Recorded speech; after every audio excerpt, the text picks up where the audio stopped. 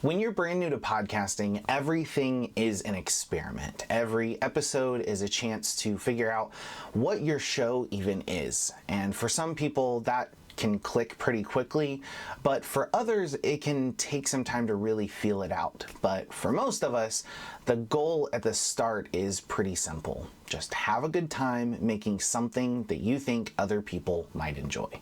But at some point, the question starts creeping in, when does this stop being a hobby and when does it start becoming something more? I'm Dave Clements. I've been podcasting for a very long time now, and I'm also part of the team here at Blubrry. Today, I want to help you recognize some of the signs that you might be hitting that point where you need to decide if this stays as a fun side thing or if you're going to start treating it like something bigger. Okay, first, let's go ahead and get something out of the way. A lot of people want to make money with their podcast. It's actually one of the top questions that I get in support. After tell me which plan makes sense for me, it is, how can I make money? And you might be surprised how often that question comes from someone who isn't even publishing yet. They haven't even released their first episode. And I totally get that. I've been there with different shows that I've started. You know, you get excited about the idea, you're passionate about what you're building and what you want it to be, and you know, that you want it to be the thing that you're doing for a living. Because we live in a world where that's actually a possibility. But this is where I usually have to slow people down a little bit and let them know that, like, before you even start thinking about making money, there are a couple of things that are already true if you're actually heading in that direction. You're showing up consistently, you've got a schedule and you're sticking to it, and you've got people listening. So, you know, you're not just looking at downloads, but you're actually interacting with people, that you have people paying attention to your show, they're coming back, and, you know, you're seeing that growth. Not just, hey, people downloaded the show, I'm ready to make money. So for the sake of this video, let's say that that is where you're at. You're in this place where you're putting out episodes regularly. It's not an option anymore. You know, you have people that are expecting something from you, and you're still enjoying it, but you're taking it seriously. That's kind of the framework we're going to use here. But as you're going through things, you're going to end up having this moment, probably, where you step back and go, holy cow, I am doing a lot to make this show happen. And you really start to, like, notice what you're doing. Like, it becomes this realization of, wow, that is a lot. Like, you are coming up with topics, you are recording, you're editing, you're writing show notes, you're promoting your show, and if you're like a lot of podcasters, you're doing most of this, if not all of it, completely by yourself. And while that is quite the realization, it's also where a lot of burnout can start to creep in.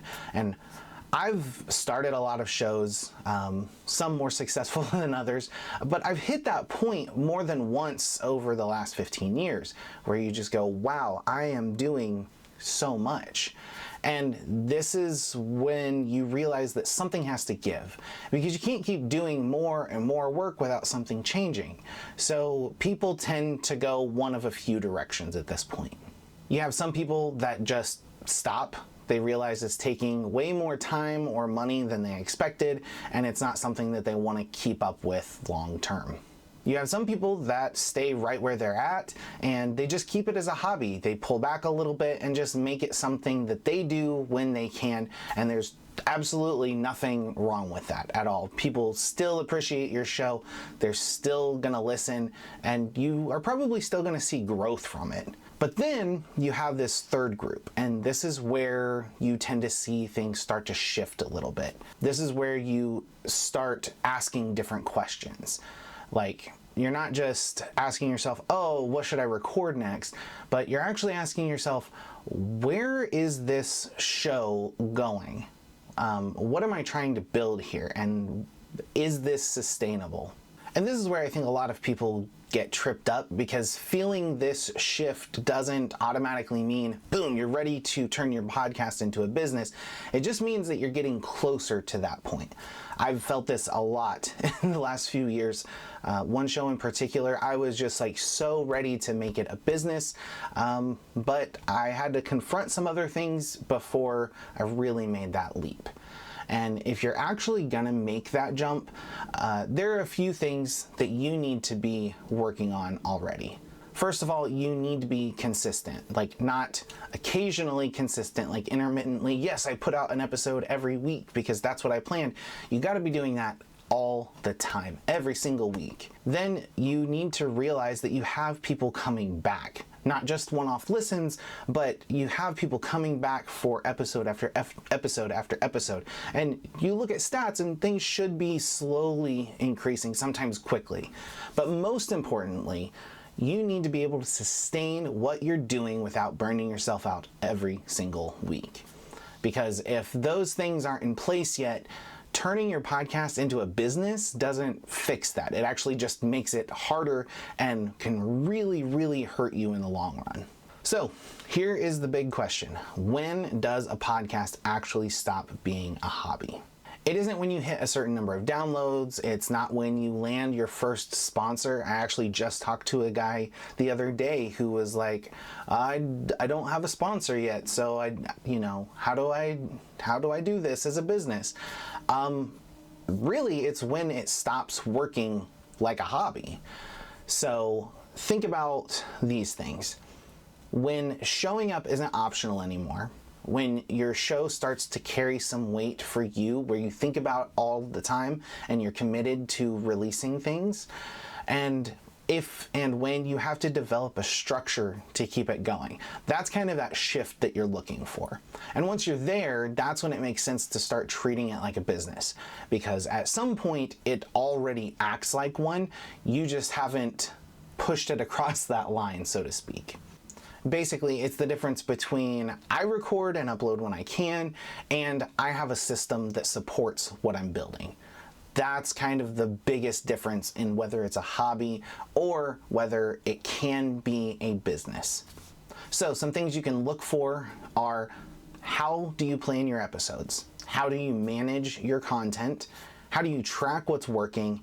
And how easy is it to stay consistent week after week? Those are kind of your check boxes on how your structure is going, because those are very foundational to moving things forward.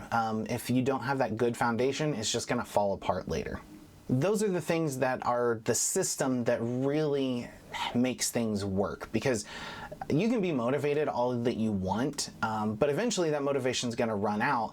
And this is where I see people kind of fail the most. And this is also something that I run into, because they're trying to rush it and they're trying to get where they want to go super fast, but good things take time. So I've talked a lot about new podcasters wanting to make this a business right from the get-go. And I'm not saying that you can't start with the intention of building a business. You can. You totally can. We encourage that. But if that's your goal, you need to build with that in mind from the beginning. A lot of people just want to make the money and go. And that's not really how it works. You have to have the right tools in place, because that is what's going to make the difference. If your podcast becomes something you're taking seriously, you have to have the right tools in place to make a difference. That's going to decide the life or death of your show. Because once your podcast becomes something you're taking seriously, you've got to have things that are easier, not more complicated. Because again, that motivation is only going to take you so far.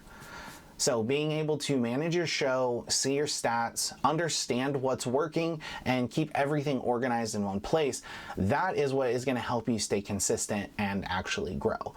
So if you're still asking yourself, is this a hobby? You probably already know the answer, because hobby podcasters don't usually ask that.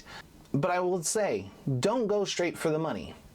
Develop your craft first, because if you go straight for the money, chances are people aren't going to stick around just for that. You gotta have good content.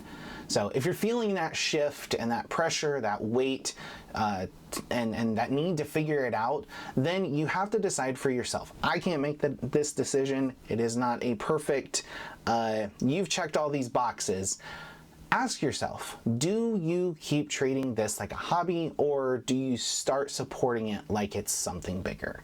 Hopefully this video helped you make a decision on whether you're ready to move into making your show a business or keep it just as a hobby and something fun that you enjoy in your free time. There's no obligation to ever make your show into a business. You can have fun.